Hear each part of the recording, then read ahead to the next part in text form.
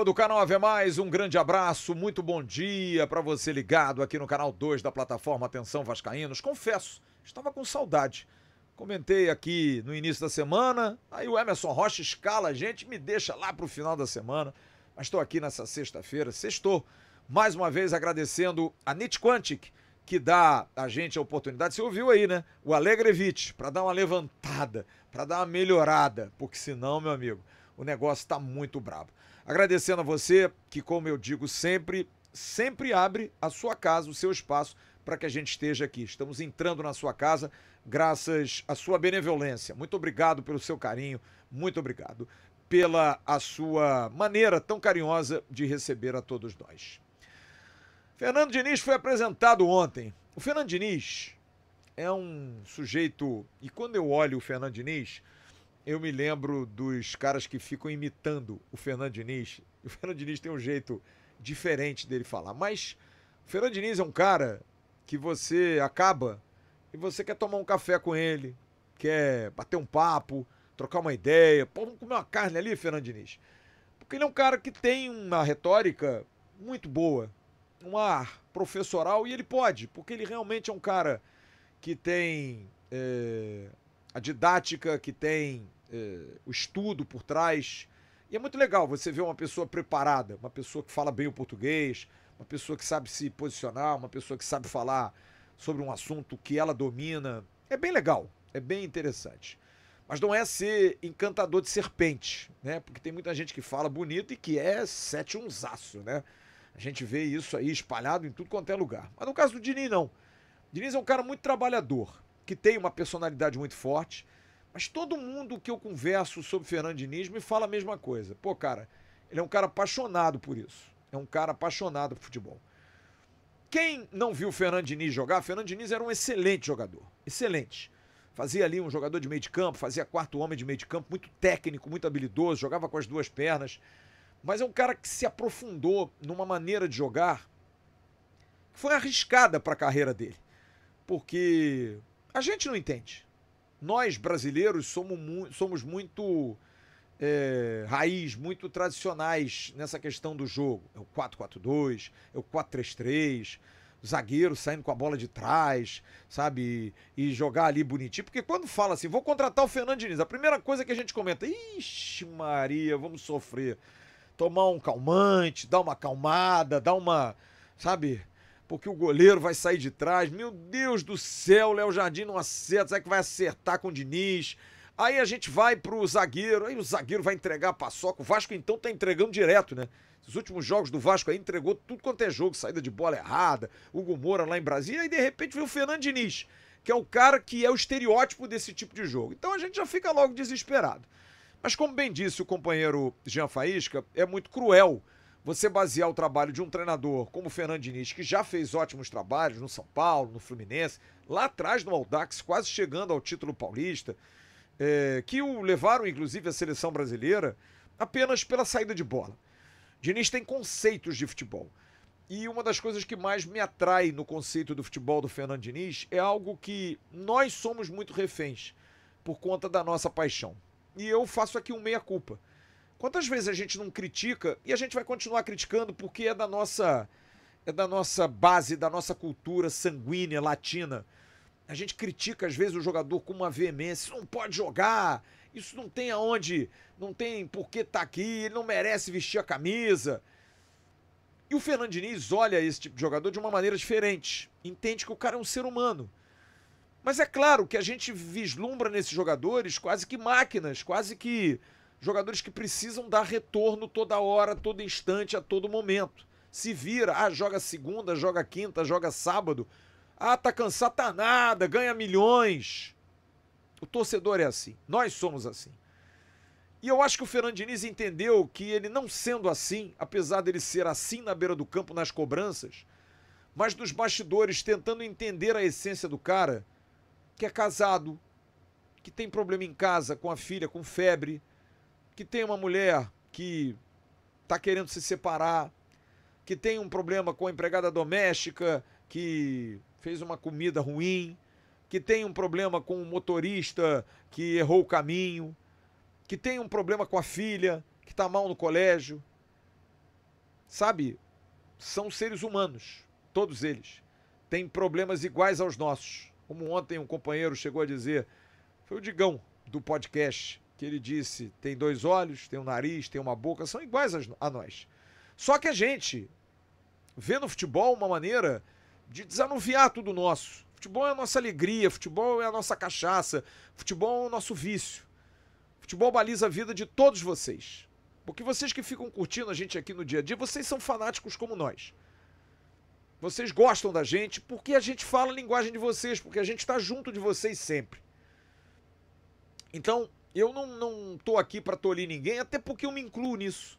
Eu sou muito sanguíneo, uma coisa que eu aprendi na minha vida, lendo muitos livros, teorias, de que botar para fora, de fazer a coisa exteriorizar, é a solução. Quem segura demais não aguenta. Então eu acho que o torcedor, ele é muito assim, o torcedor ele é sábio demais. O torcedor, como disse o Diniz ontem, tá na dele. O torcedor tá na dele e enxerga muito a bola. O torcedor sabe os caminhos, sabe o que fazer, apesar de toda ignorância cultural futebolística, de não entender uma variação tática. Para o torcedor, para nós, o objetivo é o seguinte: seja lá como for, dê teu jeito de botar a bola na casinha dos outros. É mais ou menos por aí. E o Diniz entende essa essência porque o jogo do Fernando Diniz é um grande peladão, é um grande rachão, é um grande bobinho. Você já viu aquelas rodinhas de bobo que os jogadores fazem? 3, 4 caras. 3 é difícil, mas 5 caras com um no meio, toca, toca, toca até o cara chegar. O futebol nada mais é do que grandes bobinhos espalhados. Quando um lateral domina a bola, toca pro zagueiro, que toca pro volante, que toca pro meio, e tem 2 caras ali no meio, é um bobinho. E a essência do futebol é que esse bobinho gigante de 11 contra 11 possa chegar no gol adversário. E o Fernando Diniz leva esse lado lúdico do futebol porque ele gosta do jogo bem jogado. Ele exige do jogador que ganha dinheiro com isso, que é profissional disso, que ele seja o melhor. Ele não admite os erros. Outro dia eu estava falando com um amigo meu do Felipe Loureiro. O Felipe foi um jogador, como poucos eu vi no futebol, de uma qualidade técnica, de um drible, de uma facilidade de quebrar linhas, como poucas vezes eu vi. Talvez o Denner tenha sido um jogador assim, o Maurício, que era a ponta direita do Botafogo, o próprio Renato Portaluppi, jogadores que tinham muito desse drible, tinham muito dessa facilidade, Mauricinho, né, jogadores de muito talento para drible. E eu fico pensando que essa questão do drible, ele às vezes é tolhido demais, porque o futebol ele mecanizou muito o negócio.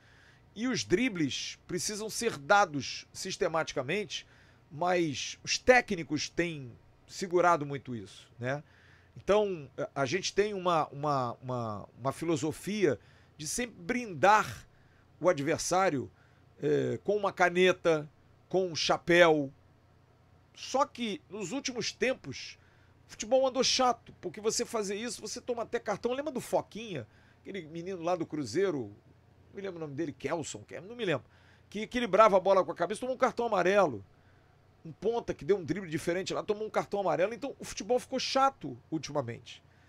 Mas o Fernando Diniz, ele tenta resgatar isso. Ele estimula o drible, ele estimula a jogada individual, ele estimula e pede dos jogadores o máximo deles nessa qualidade. Ele não admite que um jogador não saiba driblar, ele não admite um jogador que não saiba dominar uma bola. Afinal, vocês ganham dinheiro com isso. Então ele entende a ótica do jogador de futebol, mas entende a ótica do torcedor e tenta uma simbiose que, quando dá certo, é muito bom. E ele já fez bons trabalhos assim. Só que é difícil.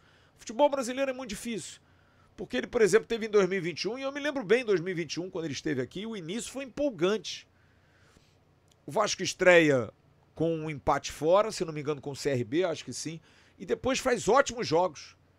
Vai ganhando, vai ganhando, vai ganhando. Poxa, aí o Vasco chega contra o Sampaio Correia lá no Maranhão e perde de 1-0 jogando mal pra boa, e fica aquela decepção, porque é assim, cara. Futebol não é uma ciência exata de que você jogue de uma forma e que a coisa vá... O próprio Fluminense, que foi campeão da Libertadores, Teve contra o Internacional de Porto Alegre, nas semifinais, por um fio, por um Ener Valencia, que perdeu gols incríveis no Rio e em Porto Alegre para ser eliminado. Porque o futebol ele é maravilhoso por isso, porque ele é um jogo, ele é lúdico. Você pode ganhar, pode perder, e no caso do futebol você pode empatar. Então o Fernando Diniz ele entendeu isso tudo e ele atinge o jogador no pessoal dele, mostrando isso aqui é o teu trabalho.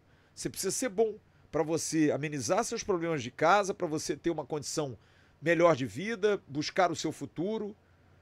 Então ele analisa caso por caso, ele pega jogador por jogador, potencializa cada um, busca potencializar cada um, e isso é muito, mas muito digno da parte dele. Mas como ele disse, pode não dar certo. E ele teve em 2021 aqui, e eu sinto muito isso nele, e isso acontece muito com quem vem para o Vasco. O Vasco, e a gente fala isso aqui, parece que é uma coisa assim, vou falar porque você é Vasco. Cara, o Vasco é muito diferente, cara. O Vasco é um clube apaixonante. O Vasco é um clube, assim, que transcende. Como o próprio Diniz falou. Existem grandes torcidas do Brasil. A gente reconhece a paixão de todos os torcedores do Brasil por seus clubes. Mas nada é igual ao Vasco. Pela essência do Vasco, pela história do Vasco, pela filosofia de vida do Vasco, pelas dificuldades do Vasco e pela história recente do Vasco. Nenhum torcedor do Vasco, e eu fico muito emocionado quando eu falo da torcida do Vasco, e confesso a vocês que todas as vezes vendo a entrevista do Diniz, quando ele falava da torcida do Vasco, me vinha um embargo na voz. Eu sentia aquele nó na garganta. Porque ele inclusive usou uma expressão que eu uso muito aqui, a torcida do Vasco é uma força da natureza. E é mesmo. É um torcedor que não tem nada em troca, que não tem absolutamente nada de volta, não tem. Não há amor pro torcedor do Vasco. E ele tá lá. E acho que a gente tem que reconhecer, apesar de não ser aqui, e eu vejo muita gente, já tá empolgado. Não tô empolgado. Não, longe disso. Já passei dessa fase de empolgação. A gente é cético, ainda mais sendo vascaíno. Mas eu acredito no Fernando Diniz, por essa filosofia dele, de cuidar da pessoa, de entender a pessoa, de buscar o lado profissional dela para que ela melhore como pessoa. Eu acho que isso aí é muito importante para que a pessoa se sinta valorizada e possa melhorar. Mas o Fernando Diniz é um cara que eu torço, porque eu acho que o Fernando Diniz, que está na segunda passagem dele pelo Vasco, é um cara que veio para aqui porque ele entendeu o que é o Vasco. Ele sabe o que é o Vasco. E volto a dizer, pode ser que não dê certo. Porque não é uma equação. Eu amo o Vasco, eu vou ser o melhor presidente do Vasco. Eu amo o Vasco, vou ser o melhor treinador do Vasco. Não é uma equação. Mas tudo que tem uma pitadinha de amor e de carinho, tem um bom caminho para dar certo.